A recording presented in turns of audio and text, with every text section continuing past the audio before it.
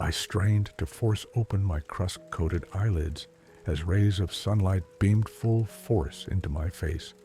My head pounded, pleading with me to shut the blinds. I nearly gagged as the stench of my own rancid breath wafted out of my dry, sticky mouth and collided with my nostrils. I lazily glanced over at the alarm clock. 12 minutes past 1. I rolled over and shut my eyes, attempting in vain to quell the thunderstorm raging in my head. Suddenly my stomach lurched and I shot out of bed, darting down the hall to the bathroom. I'd barely lifted the toilet seat when scalding hot vomit flowed from my mouth like burning magma. Yep, there was no doubt about it. I'd blacked out again. I spat the last remaining chunks of puke into the bowl. I pulled the handle, and as I watched the remains of last night's liquid dinner swirl down the drain, I tried to recall even a sliver of my wild misadventure. I couldn't remember a thing after I took my seat at the bar in Slim Jimmy's. I'd become a regular at Slim's after I'd caught my girlfriend of 3 years cheating on me with my childhood best friend. The bar had become a sort of safe haven for me, somewhere I could go to share a laugh with fellow patrons and drown my sorrows. But what no one tells you is, no matter how many shots you throw back, no matter how many beers you kill, your sorrows have a nasty habit of bubbling back up to the surface. I brushed my teeth, purging the foul taste from my mouth. By the time I stepped out of the shower, my hangover was beginning to subside a bit. I still felt completely sapped of energy, and my stomach hadn't entirely settled, but the hammering in my head had devolved into a minor headache. I haphazardly tossed my clothes into my room and slunk into the kitchen. After chugging a couple glasses of water, I poured myself a bowl of fantastic flakes, an obvious Frosted Flakes ripoff. I make minimum wage, don't judge. I turned to the medicine cabinet and began rifling through it in search of Tylenol or Advil. I slammed the cabinet so hard that it nearly flew off its hinges when I realized that I'd depleted my supply a couple of days prior, following yet another long night at Slim's. Hey, what's going on in here? A concerned voice called, followed by a head peeking from behind the door frame. Sorry, Zach, everything's fine. I just ran out of painkillers and this hangover is wreaking havoc on me. I think I might have some in my room. Let me go check, he chimed as he disappeared back around the corner. Zach and I had been roommates since college. We'd bonded over how excruciatingly boring our shared calculus class was, and we'd stuck together ever since. We'd grown especially close after my relationship abruptly ended, and sometimes he'd accompany me on my drunken escapades. Did Zach go with me to the bar last night? I couldn't remember. You're in luck. Found some Tylenol on my nightstand. He grinned as he reemerged into the kitchen, extending his palm triumphantly. Dude, you're a lifesaver. I owe you one. I grabbed the pills from his hand and greedily tossed them back, chasing them with another glass of water. I joined Zach on the couch, my third bowl of cereal nearly gone. He'd been watching the local news. I plopped down next to him as a petite blonde news anchor began her segment. Police say the body of Lauren Beckett was found in the middle of the road in the early morning hours on Peachtree Avenue. A medical examiner determined that Lauren, 26, was killed on impact in a likely hit and run. Police urge anyone with information to call Crime Stoppers at 800-88-CASH. Man, it takes a real fucked up person to hit someone with their car and just drive off like that. Zach muttered, shaking his head. Yeah, must have been a true monster. So, long night again. Yeah, the usual. You didn't happen to go with me, did you?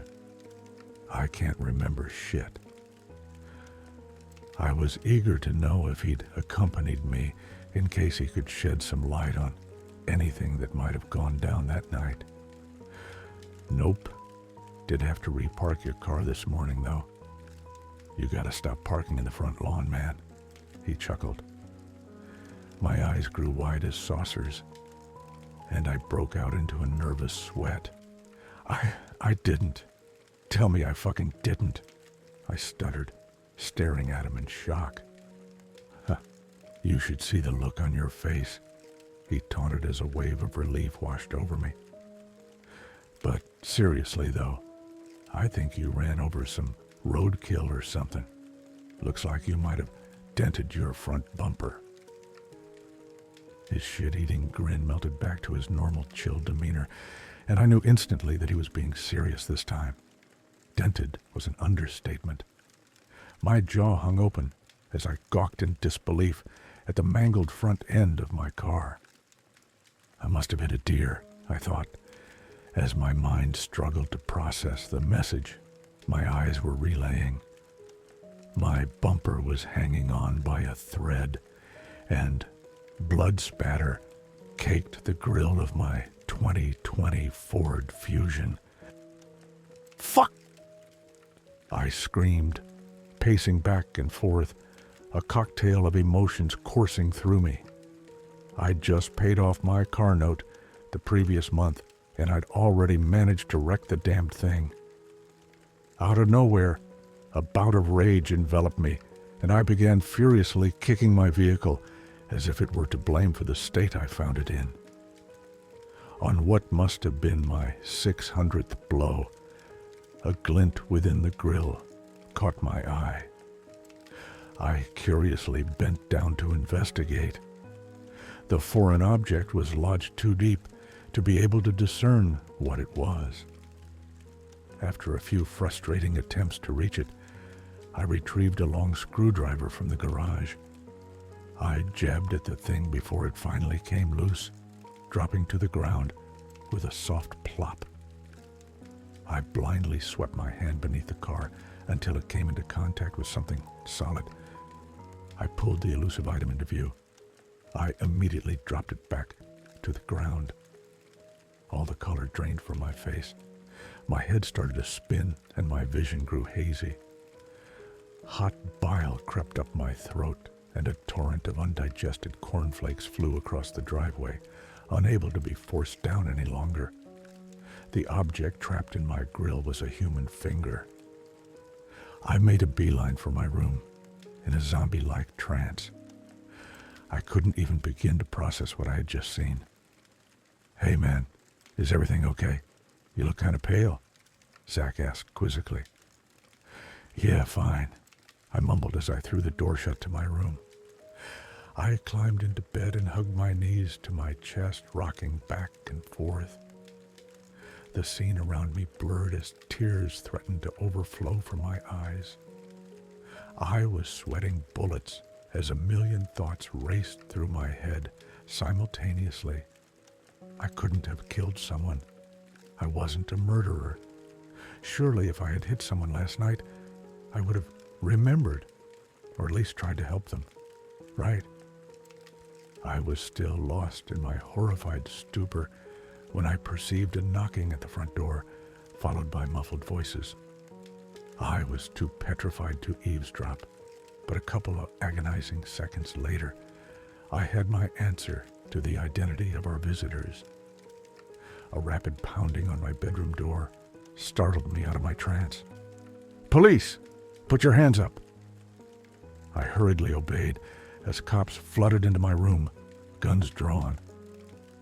A tall, beefy officer with muscles bigger than my head lifted me up and forcefully slammed me against the wall.